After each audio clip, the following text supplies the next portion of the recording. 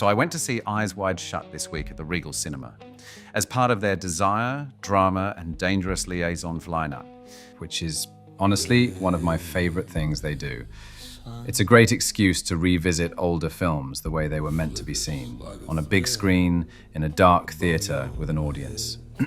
Now here's the thing. I remembered Eyes Wide Shut being incredible, a masterpiece, Kubrick's final film, dark, mysterious, provocative.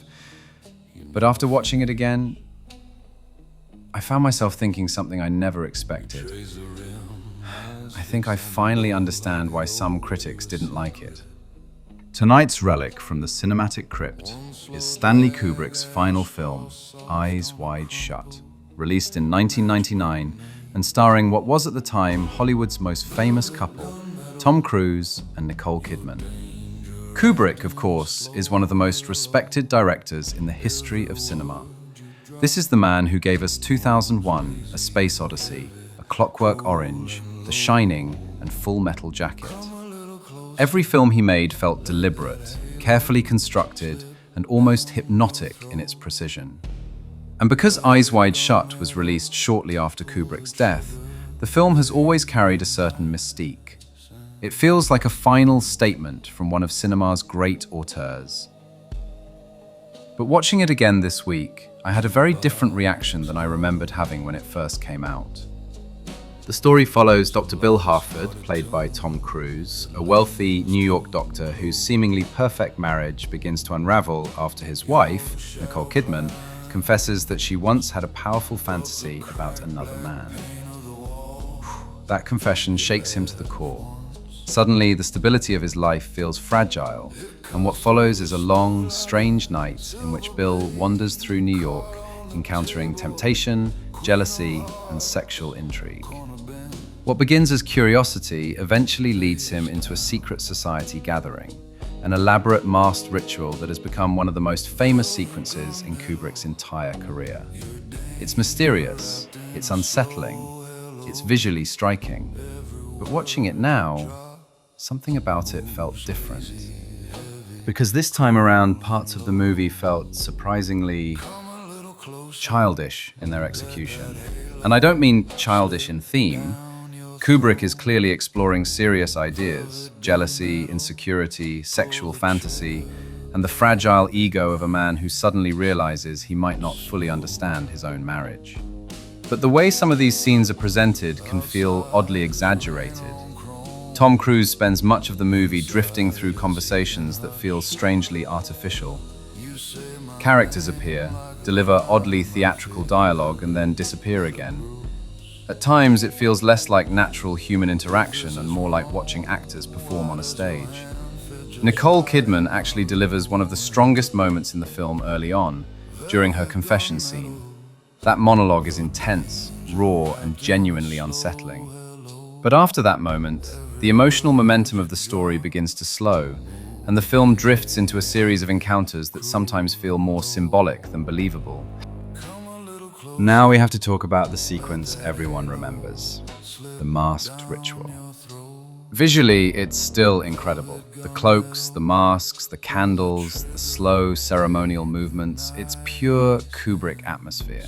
The scene feels dreamlike, almost hypnotic, like stepping into another world hidden just beneath the surface of society.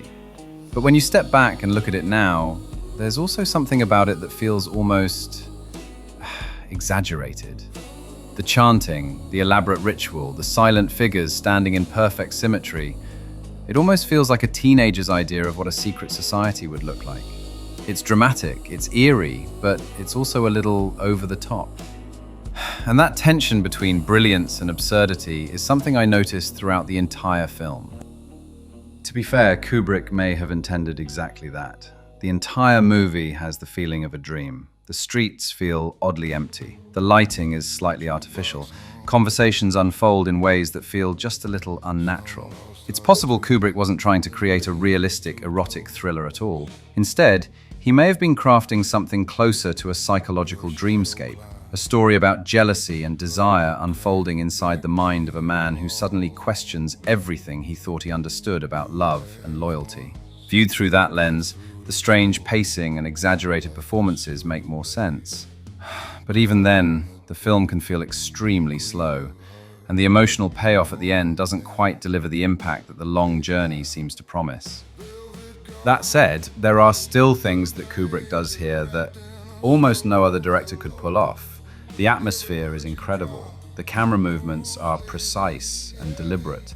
The lighting gives New York an eerie, almost fairy tale quality. Watching it on a big screen reminded me how powerful Kubrick's visual storytelling really was. And the movie also ends with one of the most unexpectedly blunt and memorable final lines in cinema. A moment where Nicole Kidman finally cuts through all the psychological confusion and says the one thing that brings the entire story back down to earth. If you've seen the film, you know exactly the line I'm talking about. And honestly, she's right. So where does Eyes Wide Shut land in the Kubrick filmography?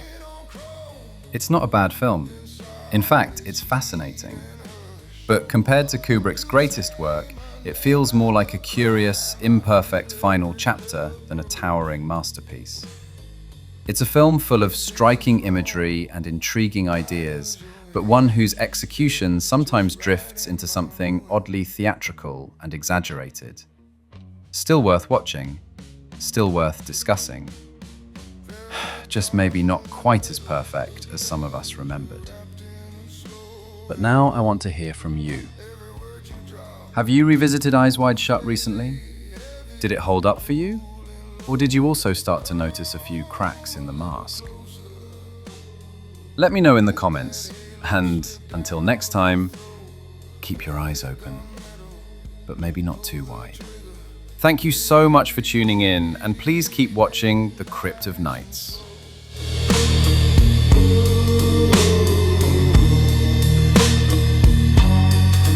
Nice and slow.